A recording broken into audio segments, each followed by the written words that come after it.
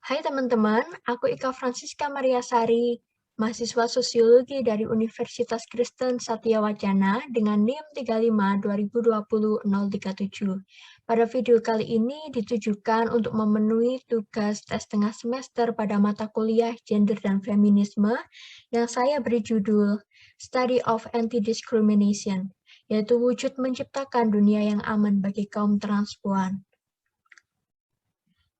Jadi fenomena ketidakadilan dalam berbagai aspek kehidupan terkait peran gender tidak hanya merujuk pada laki-laki dan perempuan sebagai jenis kelamin yang lebih disorot masyarakat, tetapi juga pada kaum transpuan.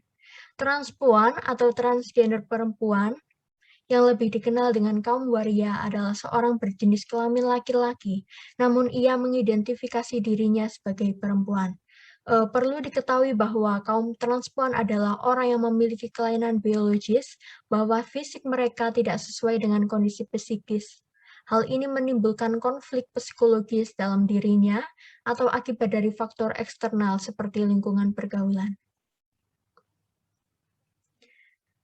Tidak bisa dipungkiri bahwa sebagian besar masyarakat akan atau bahkan sudah lama sulit menerima keadaan transpuan. Sehingga fenomena ini pun berdampak besar bagi kehidupan para kaum transpuan. Jika dilihat dari aspek kelas, mungkin sepertinya kedudukan mereka adalah di bawah kaum laki-laki dan perempuan. Sedangkan jika menyangkut agama, di Indonesia bahkan sebagian besar agama masih mempertanyakan atau bahkan secara tegas melarang dan menolak keberadaan transpuan. Jadi disinilah letak ketidakadilan dan ketidaksetaraan itu. Sebab transpuan juga adalah manusia sama seperti yang lainnya. Mereka hanya tumbuh tidak normal atau memiliki kelainan atau terbentuk oleh keadaan dan timbul tekanan sosial yang memaksanya menjadi seorang transpuan. Sehingga dalam hal ini feminisme bertujuan untuk yang pertama yaitu menghapus diskriminasi di bidang pekerjaan yang dilakukan untuk melanggengkan subordinasi, bahwa perempuan dan laki-laki yaitu memiliki hak yang sama. Yang kedua yaitu mewujudkan kesetaraan untuk menciptakan masyarakat yang adil dan peduli, agar sama-sama memiliki kebebasan dalam berekspresi dan berkembang. Sebab setiap individu, baik laki-laki maupun perempuan dan transpuan, mempunyai hak untuk mengembangkan kemampuannya secara optimal.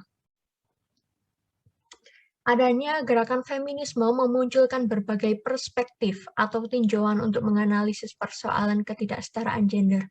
Salah satunya yaitu feminisme liberal.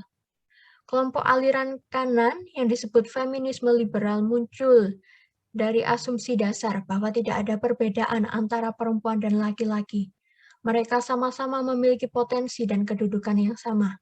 Feminisme liberal didorong dari adanya budaya masyarakat yang dianggap menghambat langkah perempuan untuk berkarir dan berpolitik. Dengan kata lain, feminisme liberal bertujuan untuk menghapuskan diskriminasi di bidang pekerjaan, bahwa perempuan dan laki-laki memiliki hak yang sama. Selain itu, feminisme liberal juga bergerak untuk menentang diskriminasi seksual dan perilaku seksis yang dilakukan untuk melanggengkan subordinasi.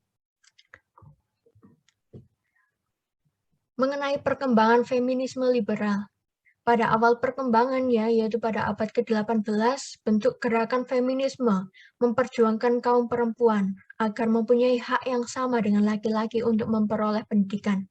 Konsep feminisme liberal tentang pendidikan muncul berdasarkan pemikiran bahwa perempuan akan berkembang secara optimal sama seperti laki-laki apabila perempuan juga diberi pendidikan yang sama dengan laki-laki.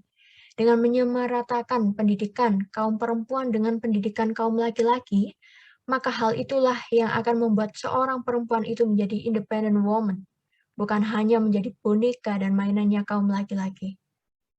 Sedangkan gerakan feminisme liberal pada abad ke-19 berupaya memperjuangkan perempuan untuk mendapatkan hak sipil yang sama dengan laki-laki. Hak sipil yang dimaksud di sini adalah hak berorganisasi, hak untuk kebebasan berpendapat, hak untuk memilih, dan hak pribadi maupun hak sipil lainnya. Dominasi posisi laki-laki dan patriarki seringkali membuat perempuan tidak bisa menjadi diri sendiri, bahwa ia hidup dalam kungkungan perintah laki-laki atau aturan masyarakat, sehingga dalam hal ini perempuan dirugikan. Namun adanya gerakan feminisme, perempuan memiliki hak untuk berkembang sesuai keinginannya demi kesejahteraan dirinya sendiri maupun orang lain. Dan pada abad ke-20, bentuk gerakan feminisme bergerak dalam pembentukan organisasi-organisasi perempuan untuk menentang diskriminasi seksual di bidang politik, sosial, ekonomi, maupun personal. Pentingnya menyadari keterbatasan-keterbatasan yang dimiliki perempuan memaksa kaum perempuan untuk memperbaiki kondisi, agar mempersempit ruang diskriminasi dan perilaku pelecehan seksual. Sehingga di sini tindakan feminisme liberal berupaya untuk mengubah mindset masyarakat yang seringkali berakibat pada subordinasi.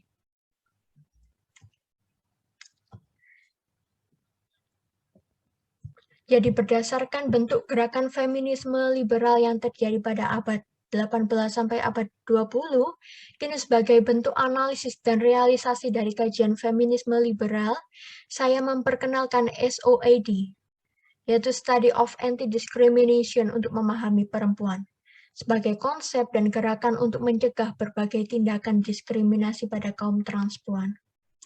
Menyoal transpuan, mereka sering mendapatkan diskriminasi dari masyarakat. Stereotip masyarakat sendiri mengenai transpuan lebih dipandang sebelah mata dan tidak normal, sebab menyimpang dari peran gender yang telah dikonstruksikan, dan secara normatif tidak ada jenis kelamin ketiga di antara laki-laki dan perempuan. Akibatnya, transpuan juga merasakan subordinasi dan marginalisasi, sebab keadaannya tidak dianggap sesuai dengan agama dan norma sosial. Selain itu, penolakan terhadap transpuan beberapa terjadi untuk mencegah penularan HIV/AIDS, di mana pada pelaksanaannya transgender menjadi salah satu pelakunya.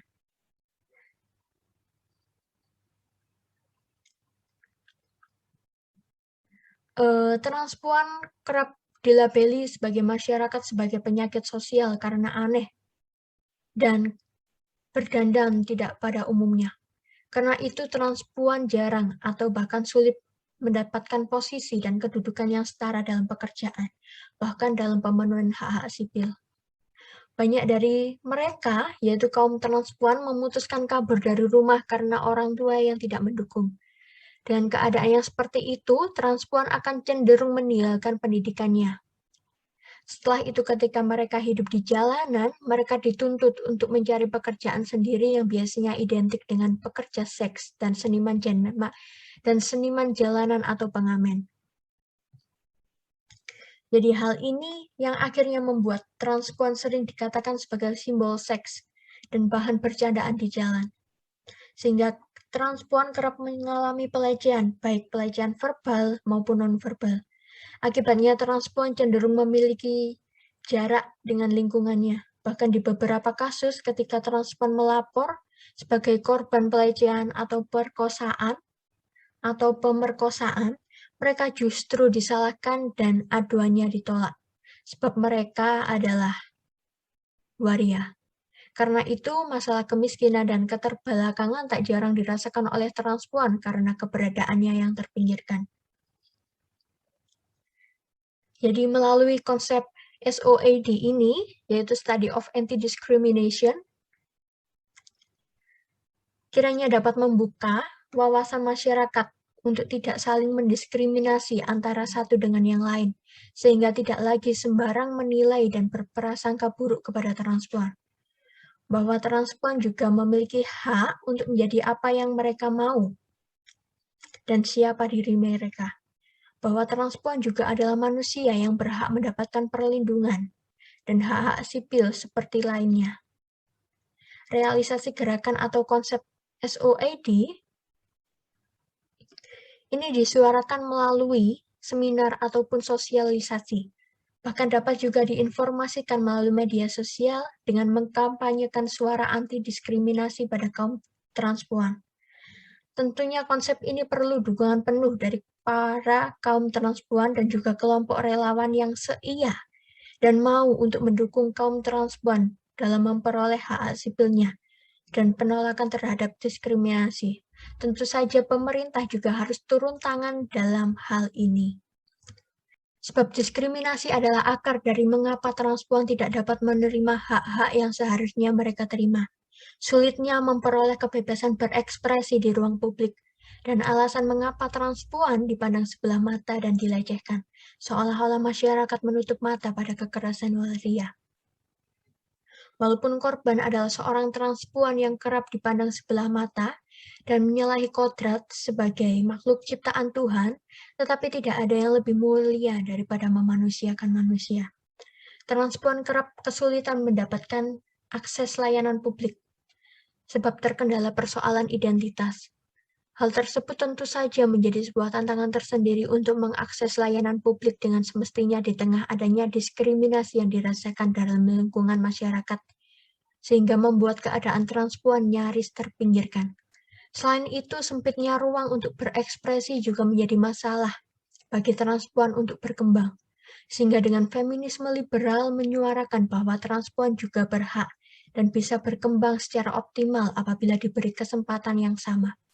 Harapannya melalui SOAD, Study of Anti-Discrimination, kita dapat memberi wawasan pada masyarakat untuk memahami transpuan, sehingga dapat menciptakan ruang yang aman dan nyaman bagi kaum transpuan, tanpa diskriminasi, tanpa pelecehan. Mungkin kita boleh berkata bahwa transpuan itu tidak pantas. Mereka menyalahi kodrat atau tidak ada jenis kelamin lain selain laki-laki dan perempuan. Namun, feminis boleh berbicara berbeda. Bahwa feminis adalah orang yang memiliki kesadaran yang berpihak kepada yang tertindas. Kesadaran bahwa pengalaman perempuan, yaitu ketertindasan yang tampaknya bersifat individu, ternyata adalah permasalahan umum yang bersifat sistemis. Dengan semangat feminisme liberal, kiranya kita dapat memahami keberadaan transpuan, agar keadilan dan kesetaraan dapat dirasakan oleh seluruh masyarakat. Dengan narasi walaupun berbeda, tetapi sama istimewanya. Demikian video dan penjelasan dari pemaparan materi yang bisa saya sampaikan. Sampai di sini pertemuan kita, pembahasan kita pada video kali ini. Saya Ika Francisca Mariasari, undur diri. Terima kasih.